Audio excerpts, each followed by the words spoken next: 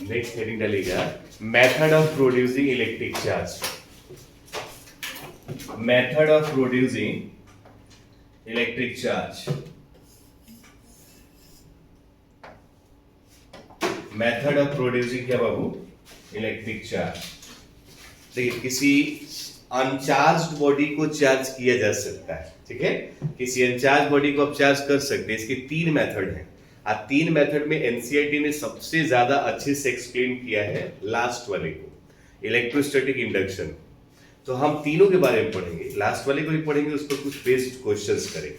तो सबसे पहले थोड़ा सा लिखेंगे there are three basic properties of, there are three basic method, there are three basic methods of producing electric charge, of producing electric charge।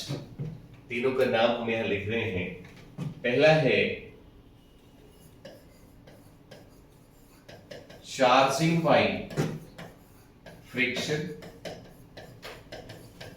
पहला है चार्जिंग बाय फ्रिक्शन, दूसरा है charging by physical contact, charging by physical contact, और सी number है charging by electrostatic induction, electrostatic induction. इसको only हम induction का भी नाम दे सकते हैं, क्योंकि बहुत सारे टेक्स्ट बुक में इंडक्शन के नाम से भी जाना जाता है। तो कुल मिलाकर के हमारे पास तीन तरह के मेथड हैं जिसके जरिए हम इलेक्ट्रिक चार्ज किसी अनचार्ज बॉडी को चार्ज कर सकते हैं। उसमें आप पहले का हेडिंग डालिएगा। पहला हेडिंग है चार्जिंग बाय फ्रिक्शन। क्या हेडिंग डालना है? Charging by friction. फर्स्ट का हेडिंग डालें charging by friction.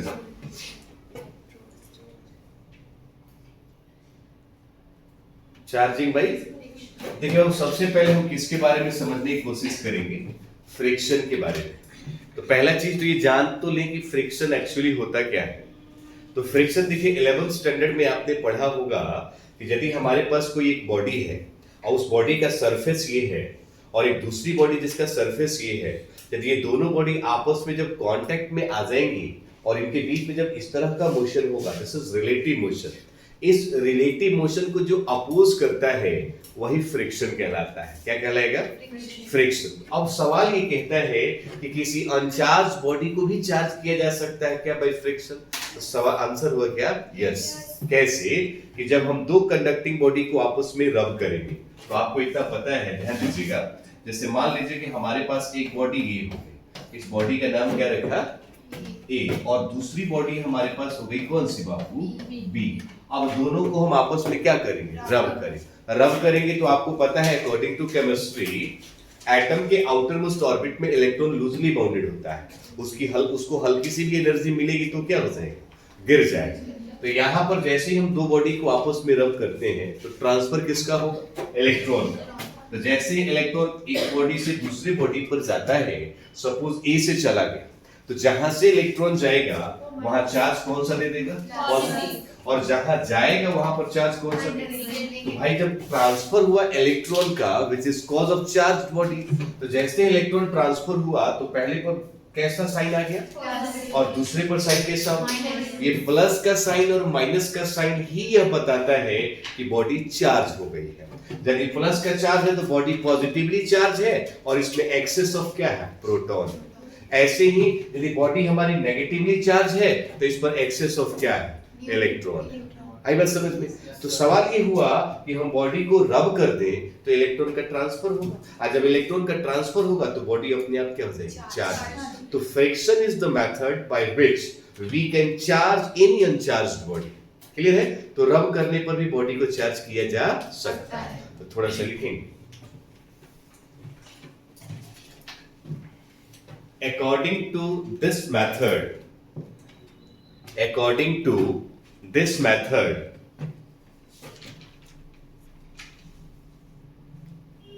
when two conducting body according to this method, when two conducting body are rubbed to each other,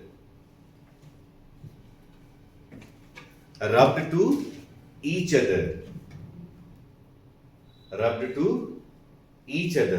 then electron are transferred. Electron are transferred from one body to another body. Electron are transferred from one body to another body. Clear है? Electron कहां से transfer होगा? किसी एक body से दूसरे body पर। जब कोई इलेक्ट्रॉन एक जगह से दूसरी जगह जाता है तो साइन क्या आ जाता है? प्लस और which is cause of charging. इसे लिखेंगे which is cause of charging. Which is cause of क्या लिख दें? चार्जिंग। एग्जाम्पल के व्यू से यदि हम देखें इस पैटर्न को, और क्या? चार्जिंग। नीचे थोड़ा सा पैराग्राफ चेंज करके लिखेंगे। For example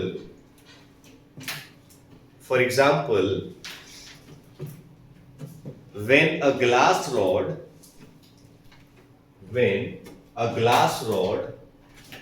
rubbed with silk cloth,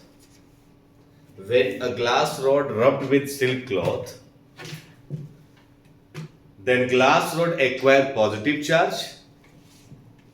When glass rod and silk cloth rub to each other, then glass rod acquire positive charge and silk cloth acquire negative charge.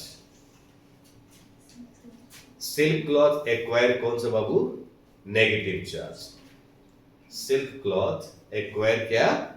Negative charge. अब इस चीज को थोड़ा सा देखें। Silk cloth acquire negative charge. देखिए glass acquire करेगा positive. Rub to each other. जब ग्लास को किससे रब किया आपने? है ना? तो आप ग्लास टू सिल्क भी लिख सकती हैं। When we rub glass to silk, तो ग्लास एक्वायर पॉजिटिव चार्ज और सिल्क एक्वायर नेगेटिव चार्ज। तो हमारे कहने का मतलब ये हुआ कि मान लीजिए बाबू कि ये हमारे पास कोई ग्लास रॉड हो गया, ठीक है? ये हमारे पास क्या हो गया? Glass rod. और ये हमारे पास हो गया कौन सा? Silk rod. कोई इरेगुलर बॉडी ले लीजिए, जैसे ये ग्लास रॉड है और ये हो जाएगा हमारे पास कौन सा? Silk cloth. तो ये ग्लास रॉड हो गया और ये कौन सा हो गया? ये बात जो हम देख रहे हैं रब करने से पहले की बात है। ये हम बात कर रहे हैं कब? Before rubbing. बिफोर क्या? रबिंग। रब करने से पहले की बात हम देख रहे हैं कि रब करने से पहले कुछ इस तरह का मामला है। लेकिन जैसे ही हम कहें कि आफ्टर रबिंग, देखिएगा आफ्टर क्या?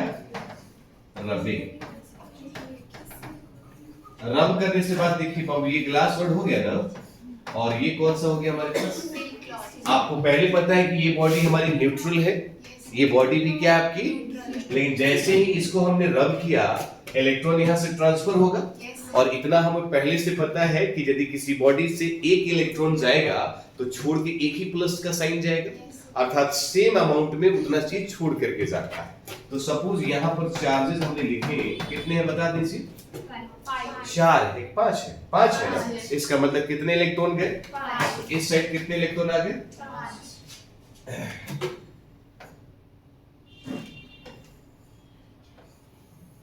जैसे ये माइनस माइनस माइनस माइनस कितने हो गए? 4 और 1 कितना?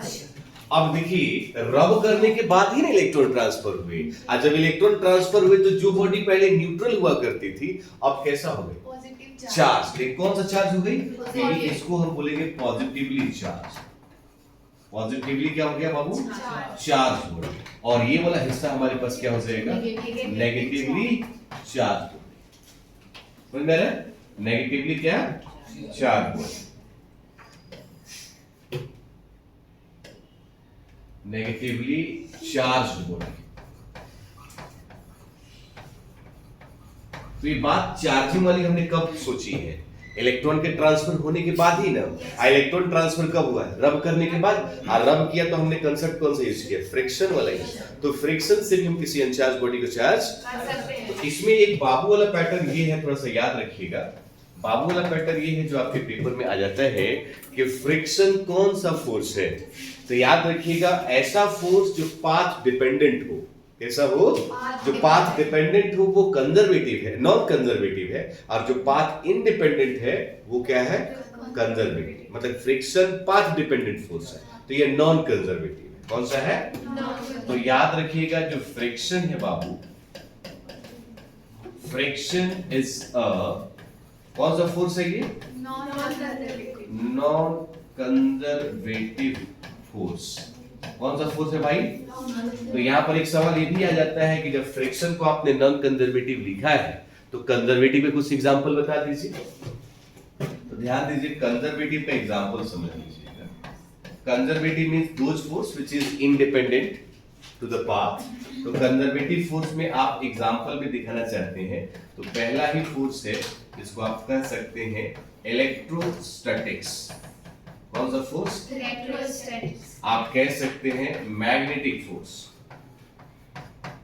क्या नाम दे सकते हैं, मैग्नेटिक। आप कह सकते हैं तीसरा कूलम फोर्स भी नाम दे सकते हैं। आप ग्रेविटेशनल फोर्स का भी नाम लिख सकते हैं। कुल बात समझ में आपको आ गई।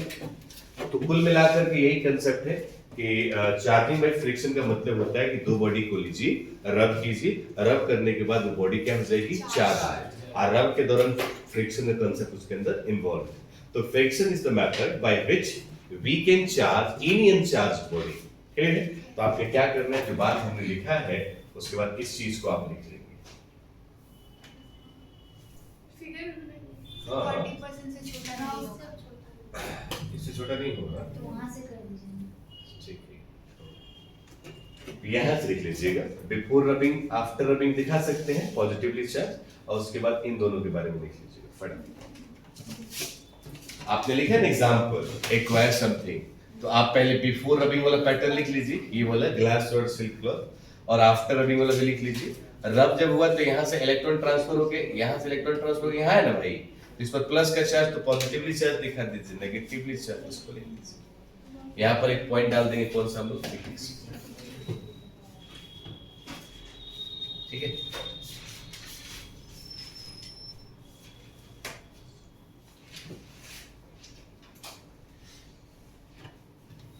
गोल्ड लीफ इलेक्ट्रोस्कोप हो गया ना हम लोग का। ठीक, लिखिए जल्दी।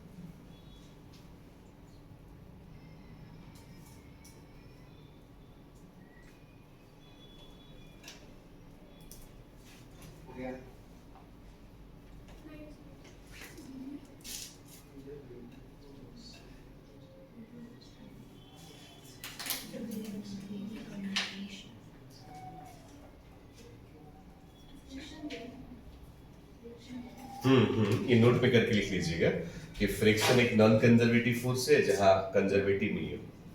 अब कंजर्वेटिव नॉन कंजर्वेटिव में डिफरेंशिएशन आपका यही है कि जो पाथ इंडिपेंडेंट है वो कंजर्वेटिव है, पाथ डिपेंडेंट है। पाथ डिपेंडेंट फोर्स इसका कोई एग्जांपल किसका, पाथ डिपेंडेंट का, पाथ डिपेंडेंट का मतलब जैसे मान लीजिए फ्रिक्शन की बात कर रहे हैं तो ये सरफेस है ना, तो इस पर जब हम इन दोनों सरफेस के बीच में रिलेटिव मोशन होगा तभी ना ये अपोज करेगा, तब फ्रिक्शन लगेगा। अर्थात दोनों को पाथ की जरूरत पड़ेगी नहीं पड़ेगी। तो जो पाथ को जिसको जरूरत है वो नॉन कंजर्वेटिव, जिसे पाथ की जरूरत नहीं है वो नॉन कंजर्वेटिव है। जैसे दो चार्ज बॉडी ले लीजिए, एक चार्ज बॉडी यहाँ, एक चार्ज बॉडी यहाँ है, दोनों को आप हवा में लटका दीजिए हवा में लटकाने के बाद भी यदि ये प्लस है और ये प्लस है तो रिपेल करेगा, ये माइनस है ये प्लस है तो अट्रैक्ट करेगा। इसको किसी सरफेस से क्या मतलब, इसे आप यहाँ पे इस सरफेस पे रख दीजिए तो भी वही एक्टिविटीज करेगा, हवा में लटका दीजिए तो भी वही एक्टिविटीज करेगा। समझ गए ना? तो अब ये दो सरफेस है, इनको हम कहें कि भाई कांटेक्ट में आए तो फ्रिक्शन है, और यहाँ रख देंगे तो भी क्या फ्रिक्शन है। नहीं, इनको कांटेक्ट में आना ही पड़ेगा, इनको पाथ की जरूरत पड़ेगी ही पड़ेगी। तो दो बातें, जिनको पाथ की जरूरत है वो नॉन कंजर्वेटिव, और जिसको नहीं है तो इलेक्ट्रोस्टैटिक फोर्स या यूं कहें कूलम फोर्स या सेंट्रल फोर्स, अट्रैक्टिव और रिपल्सिव फोर्स, वो सब किसके दायरे में आते हैं, कंजर्वेटिव। चलिए दूसरे का हेडिंग डालिए।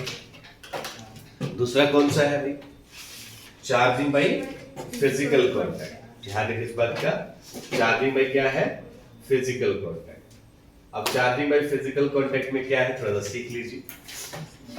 दूसरा नंबर है ना, सेकंड नंबर है आपका charging by physical contact. Charging by क्या है, फिजिकल कांटेक्ट का यहाँ पे मतलब समझिए। इसमें कहता है कि जब हम किसी अनचार्ज्ड बॉडी को, किस बॉडी को, अनचार्ज बॉडी को किसी चार्ज बॉडी के कांटेक्ट में रखते हैं तो ड्यू टू पोलराइजेशन ये अनचार्ज बॉडी भी क्या हो जाएगी, चार्ज हो जाएगी। इस बात का ध्यान रखिएगा। जैसे मान लीजिए कि आपको अभी आप फिलहाल तंदुरुस्त हैं, सदर हॉस्पिटल में 10 मिनट गुजार दीजिए, आधा घंटा गुजार दीजिए और सदर से निकल के बाहर आइए, आपको लगेगा कि हम बीमार हो गए। This is called physical contact. आपके एक फ्रेंड को बहुत ज्यादा भयंकर सर्दी हुई है, हर 2 मिनट के बाद ऐसे मारता है और ऐसे मारता है, आधा घंटा बिता लीजिए आपको भी हो जाएगा, है कि नहीं। This is called physical contact. इसमें भी वही कंसेप्ट है कि किसी अनचार्ज्ड बॉडी को चार्ज बॉडी के कांटेक्ट में रख दें तो due to polarization in separation of charge वो अनचार्ज बॉडी भी क्या हो जाएगी, चार्ज हो जाएगी। तो लिखेंगे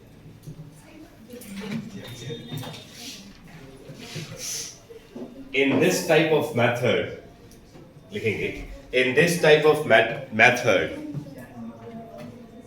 in this type of method,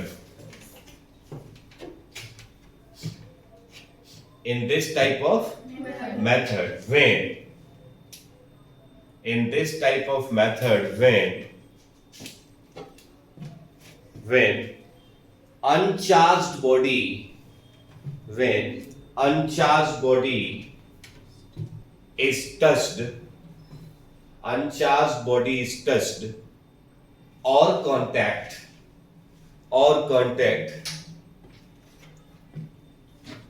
with any charged body, with any charged body, with any charged body, uncharged body, contact लिखे ना, with charged body, contact with any charged body,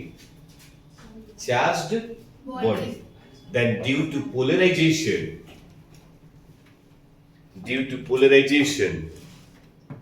uncharged body charged, due to polarization, uncharged body is charged,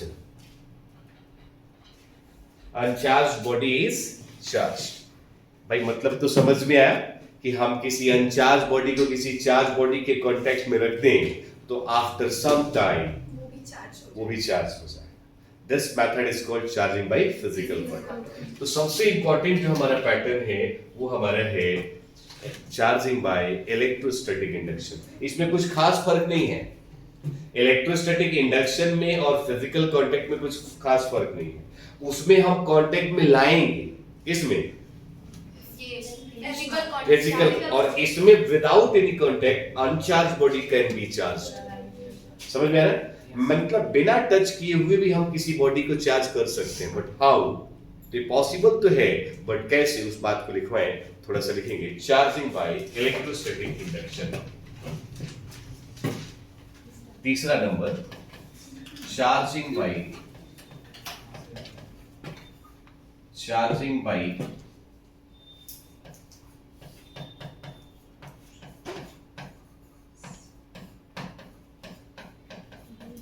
electrostatics induction. Charging by क्या बाबू, electrostatic induction.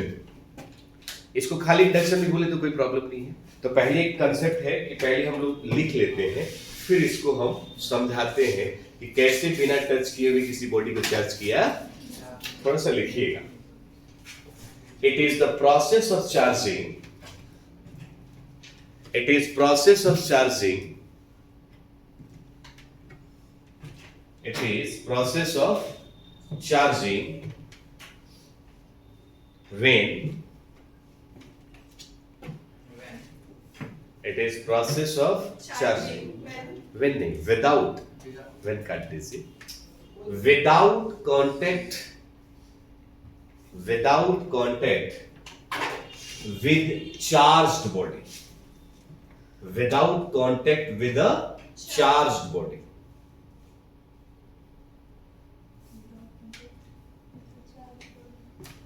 Of charged body, without contact with a charged body. हो गया ना? अब क्या है कि ये process है जिसके जरिए हम किसी अनचार्ज्ड बॉडी को, ध्यान दीजिएगा, किसी अनचार्ज बॉडी को बिना चार्ज बॉडी के कांटेक्ट में लाए क्या कर सकते हैं? ये कैसे पॉसिबल? इसको समझने के लिए एक छोटा सा कंसेप्ट है, देखिएगा। जैसे मान लीजिए हमने एग्जांपल में एक स्फेरिकल बॉडी लिया हो, थोड़ा सा ध्यान से देखिएगा। क्या है? Spherical body. अब इस स्फेरिकल बॉडी में एक काम करना है,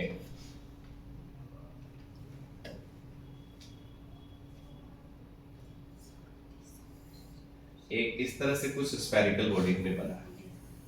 अभी फिलहाल मान लेते हैं कि यह एक न्यूट्रल बॉडी है। कैसी बॉडी है बाबू? Neutral body. ध्यान से समझिएगा, यह न्यूट्रल बॉडी का मतलब होता है कि उस पर टोटल जो चार्ज है वह क्या हो जाएगा? जीरो हो जाएगा। टोटल चार्ज क्या हो जाएगा? और टोटल चार्ज का जीरो का मतलब ऐसा नहीं है कि उस पर इलेक्ट्रॉन और प्रोटॉन नहीं है, बट इक्वल अमाउंट में। इस अमाउंट में है। जैसे केमिस्ट्री में पढ़ा ना कि atom is electrically whole as neutral. Atom neutral होता है बिकॉज उसके अंदर इलेक्ट्रॉन और प्रोटॉन का नंबर क्या है? सेम, इसलिए उसको न्यूट्रल कहा जाता है। अब हम आपसे कह रहे हैं कि ये बॉडी भी क्या है? माने आपके हिसाब से अनचार्ज्ड है। अब इसे हम चार्ज करना चाहते हैं, लेकिन किसी चार्ज बॉडी को बिना कांटेक्ट में लाए। अब एक काम करते हैं, इसमें ये वाला जो कंसेप्ट है ना बाबू, ये वाला, इसको हम बोलते हैं इंसुलेटिंग स्टेट। क्या बोलेंगे? Insulating state. समझ में आ रहा है? तो ये एक न्यूट्रल बॉडी हो गई, किसी को तकलीफ नहीं। अब मान लीजिए एक और फिर हमने लिया, एक और पैटर्न, थोड़ा सा समझिएगा। एक और स्फेरिकल बॉडी ली हमने। अब न्यूट्रल बॉडी और ये हमारे पास हो गया इंसुलेटिंग स्टेट, ठीक है ना? अब एक चीज थोड़ा सा देखिएगा, यहां पर हमने क्या किया कि एक ऐसी बॉडी ले ली बाबू कि जो कि चार्ज्ड है। क्या है? चार्ज। लेकिन देखिए कांटेक्ट में है क्या? नहीं। कांटेक्ट में तो नहीं है, कांटेक्ट में नहीं, लेकिन हम कह देते हैं कि बॉडी कैसी है बाबू? पॉजिटिवली। कैसी चार्ज है? तो ये हम इसको लिख सकते हैं चार्ज्ड बॉडी। कौन सा बॉडी हो गया? Charge body. समझिएगा ध्यान से। और हम कह रहे हैं जब चार्ज बॉडीज के करीब हम लाएंगे तो आपको पता है कि पहले से बॉडी न्यूट्रल था, मतलब इसके अंदर इलेक्ट्रॉन भी था और क्या था, लेकिन जैसे ही हम किसी पॉजिटिव चार्ज को इसके करीब लाएंगे तो आपको भी पता है due to polarization charge separate होगा। इसका क्या मतलब? आयरन के स्मॉल पीसेस रख दीजिए और ऊपर से किसी मैग्नेट को ऐसे पास कराइए तो क्या होगा? जो आयरन के स्मॉल पीसेस उस मैग्नेट में चिपकना स्टार्ट करें। सिमिलरली जब हम किसी चार्ज्ड बॉडी को किसी न्यूट्रल बॉडी के पास लेकर के आते हैं तो इसके अंदर के जो इलेक्ट्रॉन है या जो माइनस वाले चार्ज और कौन से प्लस वाले चार्ज, तो माइनस वाले चार्ज प्लस की ओर खींचे जाएंगे क्योंकि अनलाइक चार्जेस हो गया। तो इस साइड बॉडी के इस सरफेस पर ध्यान दीजिएगा, इस सरफेस पर कैसा चार्ज आ गया? Negative charge. और इस साइड कौन सा हो गया? अब अभी भी आप नहीं कह सकते कि बॉडी चार्ज हो गई, अभी बॉडी न्यूट्रल है क्योंकि सिर्फ चार्ज का क्या हुआ है? सेपरेशन। उसी तरह हमने क्या किया, फिर से एक तीसरा कंसेप्ट हमने लिया, फिर से हमने एक और बॉडी ले ली। क्या ले ली? एक और बॉडी आपने ले लिया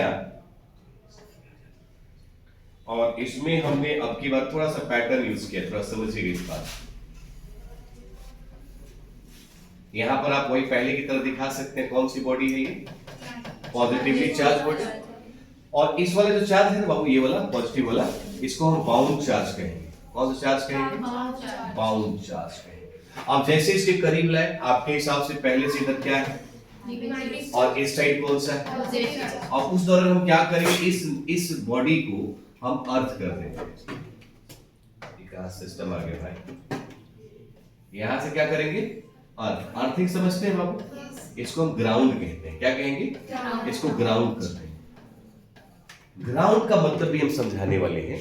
अब जैसे इसको आप ग्राउंड करते, देखो चार्ज बॉडी को कांटेक्ट में हम लाए हैं क्या? नहीं लाए। अब इसको हमने क्या कर दिया? ग्राउंड से जैसे कनेक्ट करते हैं ना, तो अर्थ के अंदर ह्यूज अमाउंट में फ्री इलेक्ट्रॉन्स है, because earth is a conductor. अब क्या है कि अर्थ जो है फ्री इलेक्ट्रॉन किसको देना स्टार्ट करेगा? अनचार्ज बॉडी को। इसको हमने नाम दिया कौन सा भाई? Free electron. अब जैसे ही फ्री इलेक्ट्रॉन बॉडी के करीब गया, तो जितने भी हमारे पॉजिटिव चार्ज हैं, ये हमारे इलेक्ट्रॉन क्या करेंगे? उस पॉजिटिव को न्यूट्रलाइज कर देंगे। क्या कर देंगे? अब जैसे ही ये फ्री इलेक्ट्रॉन इसके अंदर गए, तो प्लस प्लस की जगह पर क्या आ जाएगा भाई? माइनस। और इधर भी क्या है? भयंकर एक रिपल्शन होगा। और मेजॉरिटी किसकी हो जाएगी? Negative charge. मेजॉरिटी किसकी हो जाएगी? तो जो बॉडी हमारे पास न्यूट्रल हुआ करता था, थोड़ा देखिएगा ध्यान से, ये वही वाली बॉडी हो गई ना, पहले वाली। तो इसमें से एक काम और करें,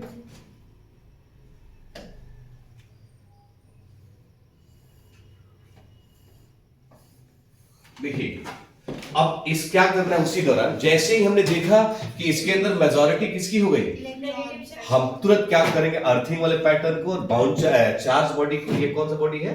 चार्ज बॉडी। ध्यान दीजिएगा, यहां लिख देते हैं चार्ज बॉडी। अब देखिए ये वाला चीज क्या हो जाएगा बाबू? इसके अंदर मेजॉरिटी किसकी आ जाएगी? Negative charge. लेकिन कहीं पे प्लस भी हो सकता है, बट मेजॉरिटी किसकी होगी? तो जो बॉडी पहले से न्यूट्रल था, हम किसी चार्ज बॉडी को बिना टच में लाए, इस बॉडी को क्या करा दिए? चार्ज करा दिए। चार्ज करा दिए कि नहीं करा दिए? ये कौन सा चार्ज हो गया आप बता दीजिए? Negatively charge. ध्यान दीजिएगा, इसको हम बोलेंगे नेगेटिवली चार्ज। कौन सा चार्ज? और this process is known as electrostatic induction. I hope कि समझ में आ रहा है। जैसे इसमें एक बार फिर से हम रिपीट करा कि आपको पता है कि ये बॉडी कैसी है? पहली दफा न्यूट्रल है। जैसे इस न्यूट्रल बॉडी के पास हम किसी चार्ज बॉडी को लाएंगे, चार्ज में बॉडी के अंदर चार्ज का सेपरेशन होगा, एक साइड नेगेटिव और एक साइड। एक सवाल ये हो सकता है कि जो पॉजिटिव इस साइड से हम लिखे हैं, क्या वो पॉजिटिव इस सरफेस पे आ सकता है? नहीं, क्योंकि अनलाइक क्या करेगा? अट्रैक्ट करेगा। तो भाई अब इसको बाउंड चार्ज हमने कहा, उसी दौरान हमने इसको ग्राउंड किया। ग्राउंड करते ही अर्थ से इलेक्ट्रॉन क्या होगा? निकलना स्टार्ट होगा। और किसकी तरफ जाएगा? और प्लस को भर देगा, माइनस आ जाएगा। तो मेजॉरिटी किसकी हो जाएगी? तो बॉडी कैसा हो जाएगा? तो यहां पर एक सवाल और बन सकता है कि सर हमारे पास एक बॉडी न्यूट्रल है, एक बॉडी क्या है? और आपको हमें इसी बॉडी को बिना टच किए हुए चार्ज करना है, लेकिन पॉजिटिवली चार्ज करना है। क्या बनाना है? अब आप बताइए क्या इसके अंदर चेंज कर सकते हैं? यहाँ क्या, यहाँ साइड क्या आ जाएगा? और इस साइड क्या हो जाएगा? इस साइड क्या हो जाएगा? बात यहाँ तक सेम। इसका डायरेक्शन क्या होगा बाबू? डायरेक्शन चेंज हो जाएगा, क्योंकि अब बॉडी से इलेक्ट्रॉन ट्रांसफर होंगे टू द, आई बात समझ में? और जैसे ही बॉडी से ट्रांसफर होंगे इलेक्ट्रॉन ग्राउंड की तरफ, तो बॉडी के अंदर क्या आ जाएगा? तो बॉडी कैसा हो जाएगा? चार्ज। आई बात समझ में? अब यदि इस बात को समझ जाते हैं, तो यहाँ पे तो हम प्यारा सा वर्ड लिखा हुआ है, आपको ध्यान में देखिएगा। NCERT page number 6, example number 1.1 आराम से बन जाएगा। और कुछ ऑब्जेक्टिव हम करा दे रहे हैं, क्लियर कट हो जाएगा। थोड़ा सा लिख लीजिएगा, इस बात को थोड़ा सा लिखो। ये छोटा नहीं हो सकता क्या? 30 से ज्यादा छोटा नहीं? यहाँ से आपको दिखाई दे रहा है? इसको लिख, पहले इसको लिख लीजिए तब बनेगा। इसको लिख, पेज नंबर 7 है। कितना भयंकर मिस्टेक। मोनू सर की गलती है, मोनू सर की वजह से।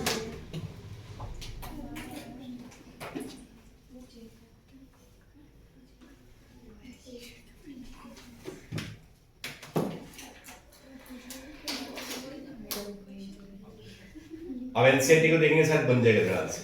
Yes, sir. इसको कहेंगे इलेक्ट्रोस्टैटिक क्या? इंडक्शन।